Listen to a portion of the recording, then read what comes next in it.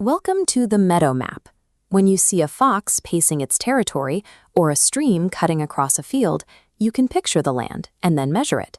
To do that, we map abstract coordinates directly to physical distances. This translucent grid shows exactly how we measure that space. The horizontal x-axis and the vertical y-axis let us treat every location in the meadow, like each of these stepping stones crossing the stream, as a specific measurable coordinate point. If you want to know the distance of a diagonal line connecting two of those stones, you can look beneath it.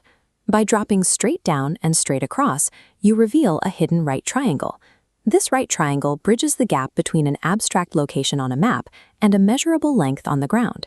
Looking at this first quadrant of our map, let's find the distance between this turtle at point A, which is at 1, 2, and point B, right up here at 5, 5.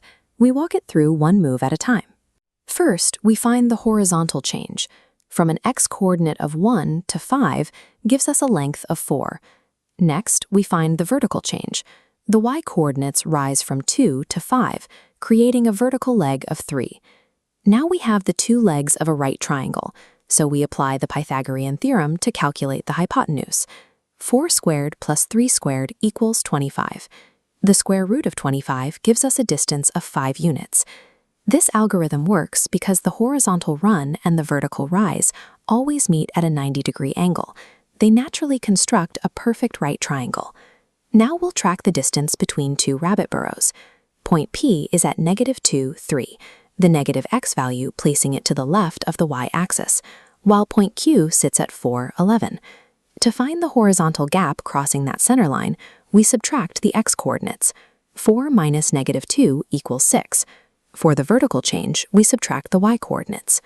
11 minus 3 leaves a height of 8. With legs of 6 and 8, grab a pencil and pause right here. What is the length of the hypotenuse? 6 squared is 36, and 8 squared is 64. Add them together to get 100. The square root of 100 gives a final distance of 10 units. Even when points cross into different quadrants, the differences between coordinates translate into positive physical lengths for the triangle's legs. Let's check one final path, from point C at -5, 4 to point D at 2, 4. Notice that the y-coordinates match. Both points sit at a height of 4, forming a straight horizontal line. You don't need a full Pythagorean calculation here. Instead, calculate the absolute difference of the x-coordinates. The distance from -5 to +2 is the absolute value of 2 minus -5. That gives us exactly 7 units. By checking whether our coordinates are positive or negative, we can see exactly which quadrants our path will cross before we begin any calculation. We have 3 core rules.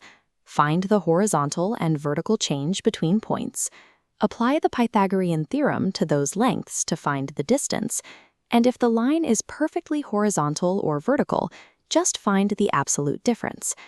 By picturing the hidden right triangles in any landscape, we can use coordinate geometry to map and measure the space around us.